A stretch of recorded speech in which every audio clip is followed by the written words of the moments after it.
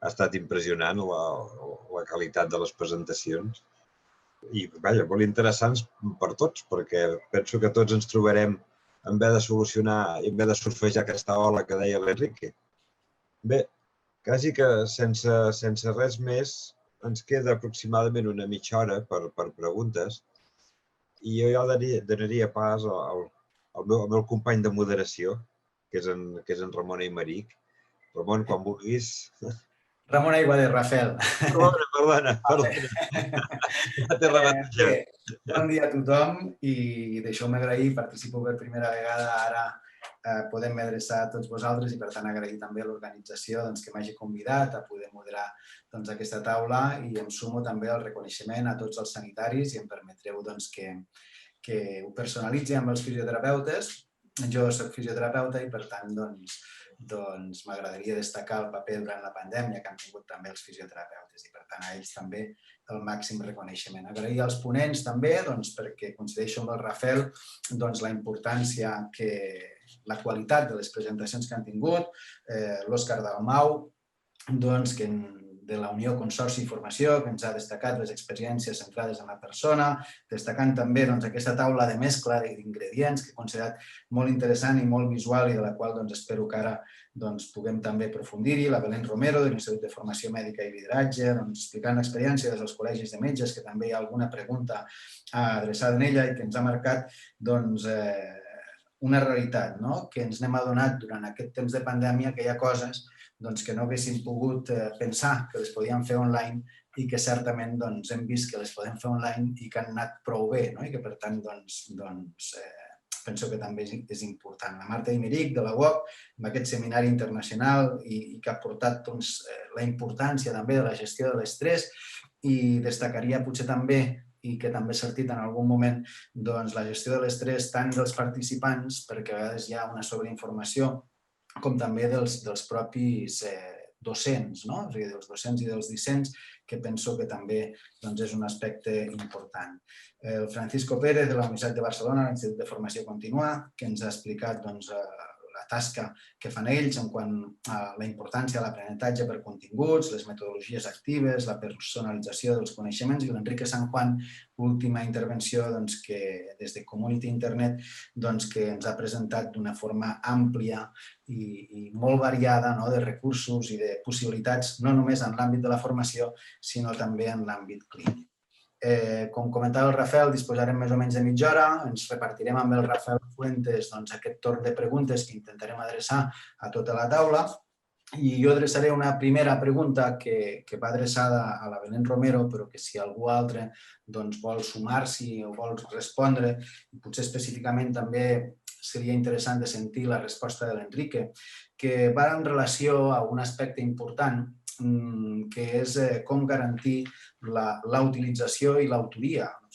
Diverses persones han preguntat sobre la utilització, és a dir, com podem fer que els recursos que s'ofereixen a aquestes formacions online siguin visualitzats només per les persones inscrites en els cursos o en les formacions i, per tant, però també s'ha portat no només aquesta visió de com podem evitar que aquesta informació arribi fora de les persones interessades pròpiament inscrites en els cursos, sinó també l'autoria. A veure si ens poguéssiu explicar si teniu alguna experiència. Doncs nosaltres, concretament en els cursos, quan realitzem vídeos o generem materials, òbviament hi ha un acord previ amb l'autor, amb un contracte d'autoria on s'especifica la necessitat de protegir els drets d'autoria de la persona que està redactant els materials i el que nosaltres ens garantim com a organització és l'explotació d'aquests materials en termes pedagògics. Al final, els alumnes tenen accés a aquests materials i el que nosaltres intentem també és protegir que aquests materials no surtin de l'entorn d'aprenentatge. Nosaltres comptem amb un campus virtual on tots aquests materials es publiquen, tots els vídeos estan protegits perquè no estan publicats a canals públics com YouTube, tenim un compte. És evident que si els materials han de circular, circularan perquè no podem posar portes al camp, que es diu, Però sí que tots els materials nosaltres sempre oferim també la versió més digital, no? Amb un format, normalment treballem amb un format SCORM, que també ens permet fer el seguiment dels alumnes, i oferim la possibilitat de tenir els PDFs. L'ús que després l'alumne faci d'aquest PDF, si després el vol fer córrer, doncs el podrà fer córrer, però jo insisteixo en una cosa que sortia a la presentació. Formació no és aprenentatge. Per molt que tu tinguis el PDF, no has viscut l'experiència d'aprenentatge, de formar part d'un curs, on més enllà dels materials hi ha tutories, hi ha un acompanyament de l'estudiant, hi ha un espai de participació i compartició d'experiències, hi ha la possibilitat de contactar també en format telepresencial o online amb el docent, no? que et fa aquesta tutoria més personalitzada. Per tant, no suposa cap amenaça el fet que els PDFs corrin o que els materials surtin de l'entorn, tot i que nosaltres ja, insisteixo, els protegim perquè estiguin on han d'estar, que és a dintre del curs. Però un PDF no és un curs, igual que un PDF no és e-learning. L'e-learning o la formació, també la física, la presencial, és molt més que els materials. Moltes gràcies, Belén. No sé si l'Enrique vol afegir alguna cosa amb aquest aspecte potser més tècnic. Sí, estic absolutament d'acord amb la Belén. El tema digital, en tant que digital, és supercopiable. O sigui, la seva pròpia naturalesa fa que, encara que tinguem un webinar o una reunió molt ben configurada des del punt de vista de per exemple, Zoom, ja que estàvem parlant de Zoom, té com 4 o 5 capes de seguretat, 2 d'elles molt fortes, una que és el registre dels alumnes o dels participants, o sigui, la segona és que li pots posar un password perquè a més tinguin que tenir un password i al final t'arribaran a una sala d'espera que tu pots tenir una llista de a qui esperes a aquesta sala, està a la sala d'espera, el fas passar o no? Llavors, hi ha diversos nivells i capes per assegurar-te que les persones són les que tenen que estar assistint a la reunió. Però tot i això, qualsevol persona ara mateix amb un mòbil, passant per totes aquestes capes, jo puc estar gravant aquesta sessió o qualsevol dels programes de gravació de pantalla i puc tenir la sessió sencera a la meva disposició. Llavors, aquí és un fet que tenim que tenir en compte i que això no facilita ni faculta a ningú per fer ús del material que tindria que estar registrat com a propietat intel·lectual, però hem d'estar conscients com a formadors, com a docents o com a empreses que facilitem aquesta mena d'informació que es poden escapar. Llavors, estic absolutament d'acord amb la Belén. L'experiència no és diametralment oposada a venir o a veure un PDF. De fet, els nostres PDFs, quan donem formació, estan fets de tal manera que el que miri el PDF no s'enterarà de què anava el curs. Sí, té els elements bàsics. Si has vingut al curs, tens un material molt útil, però si no has vingut al curs, és com està encriptat, per així dir-ho, perquè et falta tota la part que deia la Belén. Moltes gràcies. Puc afegir una cosa? En el nostre cas, realment va una mica al revés. O sigui, promovem el coneixement obert i ja fa anys que vam establir un mandat d'obrir tota la producció que es feia. Tota les llicències són en Creative Commons, de manera que es puguin distribuir. En recerca ho reclamem, que no hàgim de pagar per llegir els articles. En l'àmbit d'educació també estem treballant justament en aquesta línia i completament d'acord amb el que digueu en que la informació per si sola no és aprenentatge. Per algú sí, però per majoritàriament hi ha molta més experiència, i ho deia en aquell model de la UOC, on hi ha no només els recursos d'aprenentatge, que serien, per exemple, això, sinó també hi ha tota la interacció amb la resta i amb el professor. Molt bé, moltes gràcies. Bueno, jo he intentat fer una pregunta global que en resumeixi algunes que han anat enterant, no? Que en principi jo la dirigiria a la Marta i a Francisco, les preguntes. Vosaltres esteu en l'àmbit universitari, sobretot. Àmbit que també comparteixo amb vosaltres. I llavors la qüestió és si estem assistint a la mort de l'educació presencial. O si realment hem d'integrar la part presencial, com ho fem, com integrem la part presencial dintre d'aquesta part virtual que ens hi hem trobat. I ningú sabia com fer-ho i ara tothom de tanques i barranques va intentant veure com se'n surt de les situacions. Una mica, jo us adreçaria sobretot a vosaltres, a tu, Marta, i a tu, Francisco, però els altres ponents, si voleu fer alguna contribució, evidentment que també serà benvinguda. Quasi comença tu, Marta, si vols. D'acord. No, en absolut. No és la mort de l'educació presencial ni molt menys. El que penso que sí que es mor és la frontera tan clara que tenim entre virtualitat i presencialitat. O sigui, la frontera és molt borrosa. Avui, amb la nostra activitat habitual, ja tenim bastants dubtes. És a dir, t'ha entrat un WhatsApp, un DM de Twitter o un de LinkedIn i no saps en realitat si ja has parlat, si t'ha vingut per WhatsApp, ja no distingeixes excessivament què t'ha entrat virtualment i si ho ha sigut per veu o t'hi has vist amb la gent que et veus habitualment. Òbviament, si és amb algú de Boston, està clar que no t'hi has vist, però ara amb les pantalles que s'han fet tan evidents, o sigui, el que es fa és esborrar-se les fronteres entre presencialitat i virtualitat, i que el que et permet, a vegades, ja ho heu dit tots, la presencialitat et permet unes coses i la virtualitat unes altres en general, però també és cert que algunes vegades t'ha facilitat coses que no faries virtualment aquí, amb els del costat, perquè t'hi pots trobar, no tens més remei que fer-ho amb els de Santiago de Xile o Boston virtualment, perquè no pots viatjar tan sovint com voldries de la manera que et vols trobar físicament amb ells per formació, per recerca o per el que et calgui.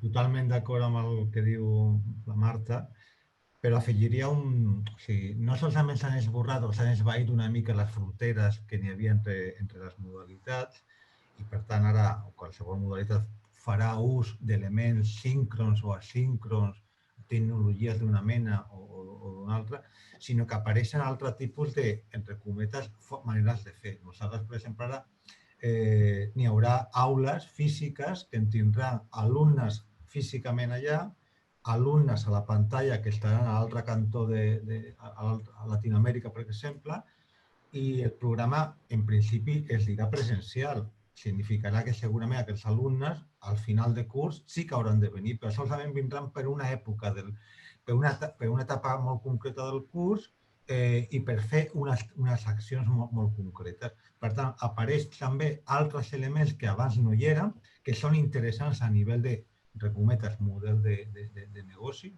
ho sento, però a vegades també hem de parlar d'aquestes coses, que abans eren més difícils. I, per tant, igual al revés, tenim models que eren totalment virtuals i ara es plantegen, bueno, sí que igual valdria la pena ficar alguna part de presencialitat. Per tant, aquesta porositat, és veritat, és una realitat, i a més, responem molt més clarament a la pregunta, no morirà mai la presencialitat. Són animals presencials i no morirà mai. A més, que fins i tot n'hi ha alumnes que ho reclamen. No, és que jo vull el contacte a l'entorn físic i tal. Que això m'ho enriqueixes amb altres elements, perfecte. Però jo surto d'un entorn laboral, personal o el que sigui, i m'agrada anar a classe. Bé, això també va per generacions i tal. Bueno, no sé si teniu fills, el meu fill està encantat, ha estat en quarantena 3 vegades ja, aquesta és la tercera vegada, porta 4 PCR i ell vol anar a l'institut, no solament per l'aprenentatge i per la formació, sinó per estar-hi, per ser-hi. Tot aquest element fa que no morirà. Aquesta pregunta me l'han feta moltes vegades des del 13 de març i jo la defenso de que no, però no perquè la UB sigui una universitat presencial ja de 500 anys, sinó perquè és que som així. Si voleu afegir alguna cosa, Belén, Òscar, Enrique, què us sembla?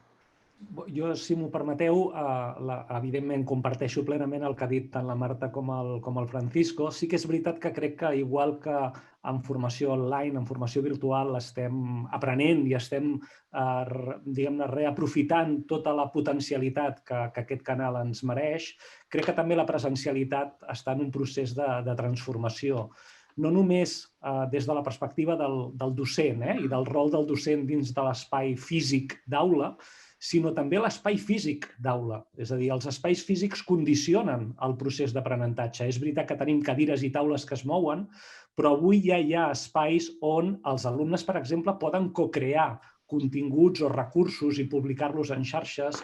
Poden haver espais més de laboratori, de simulació, per entrenar, per provar, per experimentar, per descobrir, molt més barrejadament amb espais tipus showroom en la que em pugui d'alguna manera apropar a facilitadors tecnològics que potser d'altra manera no tindria possibilitat. Per tant, crec que a l'espai físic crec que també hi ha un gran recorregut i una gran millora.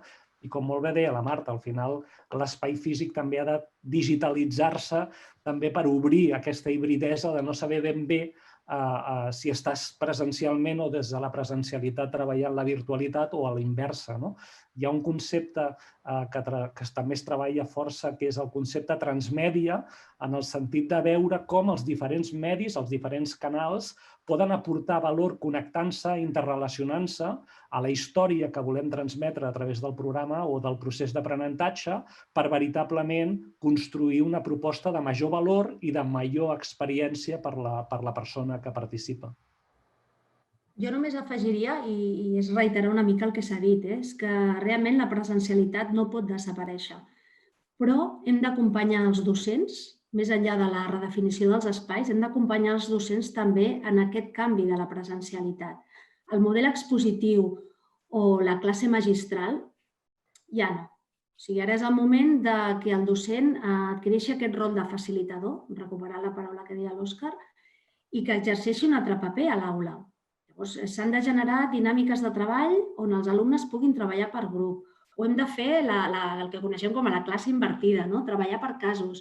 Intentar que el rol de l'estudiant no sigui passiu. M'assento en una cadira perquè per això em quedo a casa i ho faig per Zoom. O sigui, el presencial ha d'aportar un valor, que sigui tocar l'ecògraf, per parlar d'una habilitat tècnica, o que sigui, en el cas d'una habilitat no tècnica, però sí transversal, posar en pràctica els coneixements dintre d'un entorn físic que et faciliti el contacte i la compartició d'experiències entre alumnes que estan com tu, i on el docent ha perdut aquest paper més distant. Al final, tot és experiencial i, per tant, hem d'incentivar aquest tipus de dinàmiques dintre els espais físics també.